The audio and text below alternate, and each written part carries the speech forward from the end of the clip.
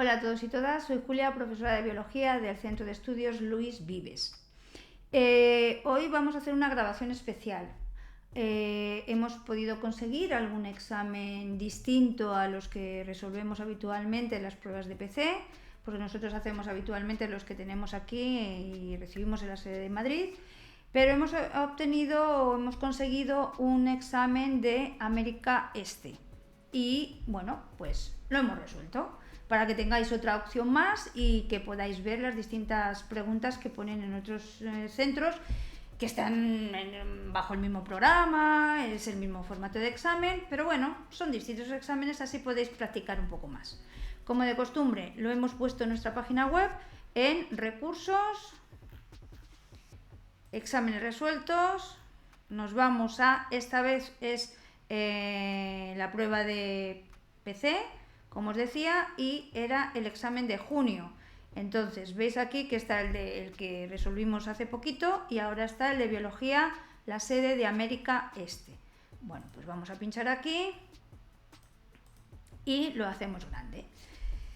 Y como os decía, el examen tiene las mismas instrucciones y los mismos criterios de evaluación que los que se hacen aquí en España, por lo tanto, esto ya lo vemos, 90 minutos, una primera parte de tipo test en las que solamente hay que contestar a 10 preguntas de las 15 propuestas y una segunda parte en la que hay 4 preguntas y solamente se responde a 2 de ellas. Bien, esto es general y esto es lo igual, así que empezamos con el examen.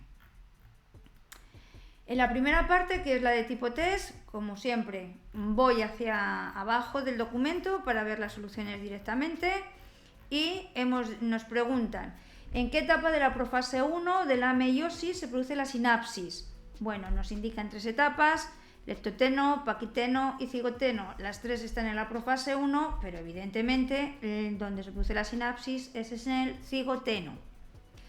La pregunta 2 nos dice, las 2 cadenas de ADN se mantienen unidas mediante, entre las bases púricas y pirimidínicas, bueno, pues puentes de hidrógeno. Opción C.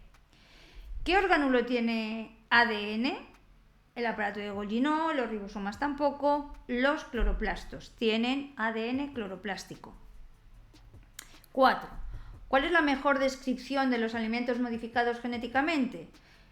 Bueno, pues que son alimentos que se les ha introducido genes de otras especies. ¿Esa definición está en las 3 respuestas? Sí, la C. 5. Una imagen. Ya sabéis que nos pueden poner imágenes. Dice, la siguiente figura representa una célula animal. La estructura 1, marcada aquí, ¿qué es lo que está representando? El aparato de Golgi. Así que correcta la A. 6. El flujo de información en la mayoría de las células es proteína ADN ARN, ARN ADN proteína. No, es ADN, pasa a ARN y pasa a proteína. Es el dogma de la biología reducido a la misma expresión, pero es así, ADN, ARN y proteína. Opción C. 7. La ósmosis se refiere específicamente al movimiento de dentro y fuera de las células, pues lo que pasa es agua, en este caso. 8. Respecto a las colas de los fosfolípidos, seleccione la opción falsa. Ojo, falsa, no cierta. Son apolares, eso es verdad, son hidrófobas también, y están dirigidas hacia el exterior de la bicapa lipídica. Pues es falso, porque si son hidrófobas, pues no pueden estar dirigidas hacia donde hay agua. Así que la C es la correcta. 9. ¿Qué tienen en común las bacterias y los virus? Pues que contienen material genético, nada más. 10. ¿Cuál de los siguientes polímeros de glucosa se utiliza como reserva energética en las células animales? Tenemos glucógeno, almidón y celulosa como opciones.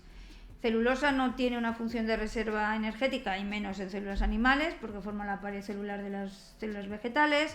El almidón sí que tiene una función de reserva energética pero en células vegetales, y quien tiene una función de reserva energética es el glucógeno en células animales.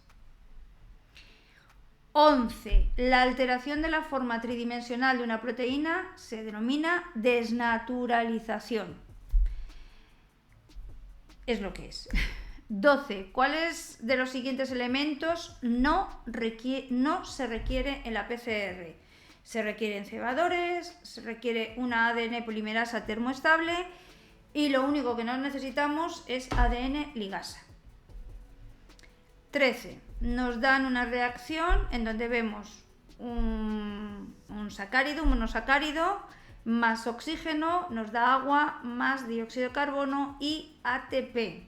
Dice la reacción, la siguiente reacción metabólica es oxidación y exergónica, reducción y endergónica, oxidación y endergónica. Es una oxidación, estamos introduciendo oxígeno, y es exergónica porque se está produciendo 38 ATPs. 14. La pared celular primaria es una gruesa cubierta que rodea los orgánulos de las células vegetales. No envuelve a todos los orgánulos. ¿Está compuesta por fibras de celulosa? Sí, es correcto. ¿Y está unida a la cara interna de la membrana plasmática? No, está por fuera de la membrana plasmática. Por lo tanto, la única correcta, la B. Y por último, 15. Las sustancias extrañas que provocan una respuesta inmunitaria se denominan antígenos. Es la definición de un antígeno. Nos vamos a la segunda parte, donde decimos que hay 4 preguntas. Y empezamos con la primera.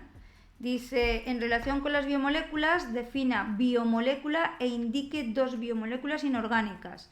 Y luego en la opción B nos dice que relacione los términos de ambas columnas, una letra con un número. Bien, la definición que yo he puesto que son aquellas moléculas que son imprescindibles para la vida de los seres vivos, que se van a formar mediante la unión de bioelementos a partir de enlaces entre ellos.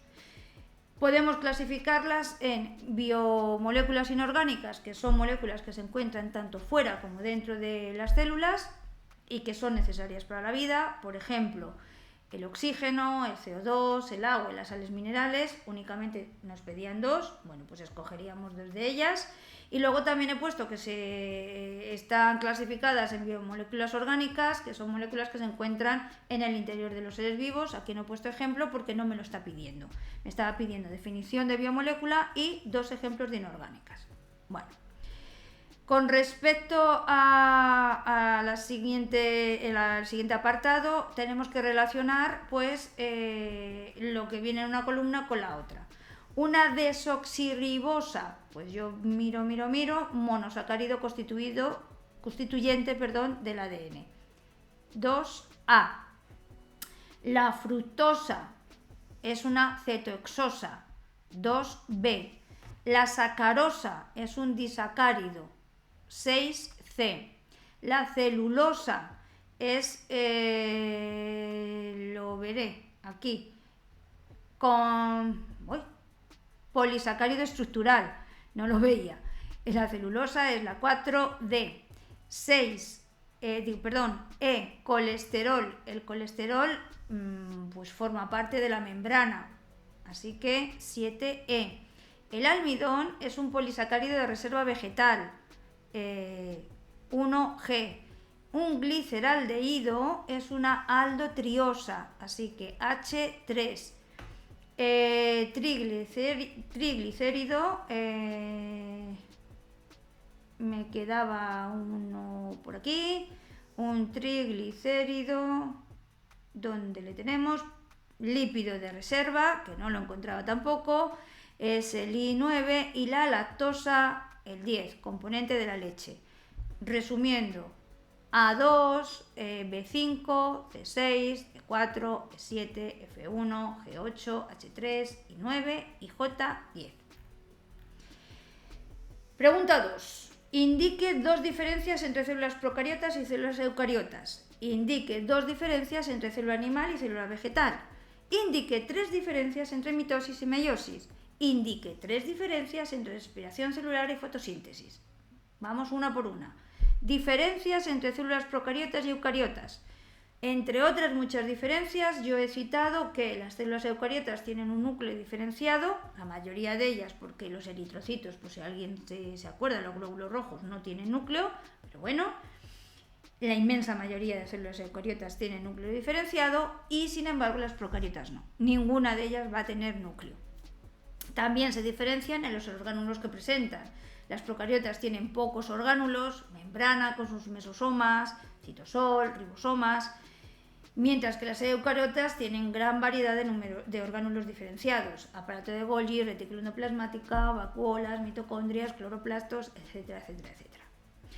Con respecto a las diferencias entre célula animal y vegetal, bueno, pues las células animales se diferencian de las vegetales, entre otras razones también, porque contienen pared celular rodeando la membrana plasmática y las células animales no contienen, lo estaba leyendo mal, no contienen pared celular rodeando las membranas plasmáticas y tampoco contienen cloroplastos. Podríamos decir otras muchas, como que las células animales no contienen vacuola central y las vegetales sí, pero bueno, nos piden dos, pues yo he escogido estas dos. Con respecto a tres diferencias entre mitosis y meiosis, esta vez lo he puesto en forma de tabla, que lo podemos poner así para que sea más claro también. En la mitosis de una célula 2N se obtienen dos células 2N también, dos células hijas 2N, mientras que en la meiosis de una célula 2N se obtienen 4 células haploides, que son los gametos. No tenemos que olvidar que la meiosis es un proceso de gametogénesis. Otra diferencia, solo hay una división en la mitosis, mientras que en la meiosis hay 2 divisiones consecutivas, produciéndose una reducción de la carga cromosómica en la primera de ellas. Por eso hemos puesto la primera diferencia, que de una célula 2N aparecen 4N. Y la última diferencia que he puesto, que no se produce recombinación genética en la mitosis, mientras que en la meiosis sí que se va a intercambiar material genético entre las cromátidas no hermanas, y esa es la recombinación genética. Y ya para terminar, 3 diferencias entre la respiración celular y la fotosíntesis. Pues he hecho lo mismo, he vuelto a poner una tabla y entonces he dicho que en la respiración celular se lleva a cabo en la mitocondria, mientras que en la fotosíntesis se producen los cloroplastos. La respiración celular es un proceso catabólico y por lo tanto exergónico, produce energía, mientras que la fotosíntesis es un proceso anabólico y por lo tanto endergónico, necesita energía para que se produzca. En la respiración celular se parte de productos reducidos y mediante reacciones de oxidación dan productos oxidados como el NADH, lo que llamamos poder reductor, y en la fotosíntesis, partiendo de compuestos oxidados y mediante reacciones de reducción, se obtienen productos oxidados, el NAD+, ¿vale? En la tercera pregunta dice, en relación con la microbiología, ponga 2 ejemplos de microorganismos patógenos y la enfermedad que puede originar respectivamente. Bueno, pues aquí dentro de los organismos patógenos he citado el ortomyxovirus, que es el virus que produce la gripe, y el Vibrio cholerae, que es una bacteria que produce el cólera. Luego me dice que indique a qué grupo de microorganismos pertenecen Lactobacillus y Saccharomyces, la reacción en la que participan y una aplicación biotecnológica de cada una. Bueno, pues el Lactobacillus es una bacteria que interviene en el proceso de fermentación láctica del piruvato y se obtiene o se utiliza, mejor dicho, en la fabricación de yogur, de queso, de kéfir.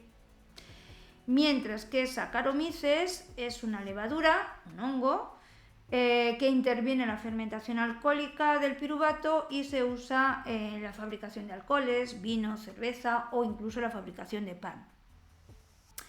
Por último, nos dice que cite 2 ejemplos de utilización de microorganismos en biomedicina. Bueno, nos permiten estudiar enfermedades genéticas o cómo afectan algunos medicamentos sobre algunos órganos, o incluso podemos ver cómo las mutaciones de algunos genes pueden producir enfermedades. Por ejemplo, las mutaciones en los genes BRCA1 y BRCA2 pueden producir cáncer de mama. Y también se puede utilizar en la fabricación de medicamentos como la insulina. A ver, lo de las mutaciones de los genes BRCA1 y BRCA2 es muy específico, no es algo que se dé comúnmente en las clases, pero dado que El cáncer es una de las enfermedades en las que sí que tenemos que hacer hincapié, sobre todo a nivel de mutaciones que se pueden producir o nuevas tecnologías que se han utilizado en biotecnología para intentar paliar este tipo de enfermedades. Me ha parecido oportuno poner ese ejemplo.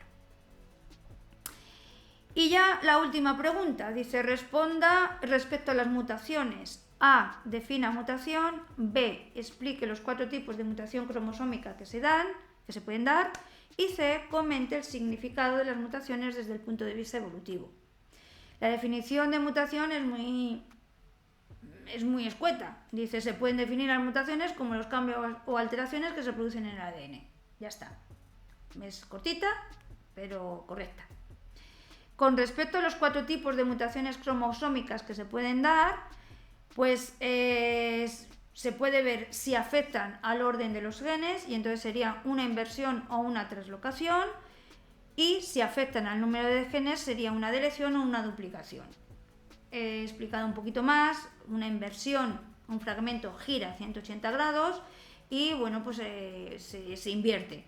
Estas inversiones, si las tenemos en cuenta con respecto al centrómero, podemos ver pericéntricas cuando incluyen al centrómero y por lo tanto afecta al cromosoma, o paracéntricas cuando no incluye al centrómero y por lo tanto no afecta a la forma del cromosoma. La otra sería la translocación, y es que se producen cambios de posición de un fragmento del cromosoma afectado. Puede ser en un cromosoma, en cromosomas homólogos o en cromosomas no homólogos. Entonces, tenemos 2 tipos de translocaciones: la recíproca, 2 cromosomas intercambian fragmentos, y las transposiciones, un fragmento pasa de un cromosoma a otro sin que se produzca un intercambio. Con respecto al número de genes, una deleción es una pérdida de un fragmento, mientras que una duplicación es que se repite un fragmento de un cromosoma en el mismo o en otro. Y la pregunta C, que dice que cómo afectan las mutaciones en el punto de vista evolutivo, pues he puesto que todas las especies proceden de organismos primitivos que se han ido transformando su ADN mediante mutaciones, y eso ha producido que aparecieran especies distintas en cuanto a tamaño, forma y tipo de vida. Es decir, las especies cambian a lo largo del tiempo y evolucionan, dando lugar a especies nuevas, o incluso algunas llegan a desaparecer. Siendo por tanto esta evolución producida por mutaciones una de las bases fundamentales que explicaría la biodiversidad en las especies. Hasta aquí este examen. Ha sido muy parecido al examen que resolvimos de aquí, de Madrid. Bueno, es otra opción, otras preguntas, y nos ha parecido buena idea el ponerosla. Si alguno de vosotros tiene otros exámenes de otros lugares, estamos dispuestos a recibirlos y a echaros una mano cuando podamos para resolverlo. Nosotros resolvemos los de aquí de Madrid, pero bueno, si nos llegan de otros sitios, intentaremos en lo posible poderlos resolver y subirlos en nuestra plataforma. Muchas gracias a todos. Hasta luego.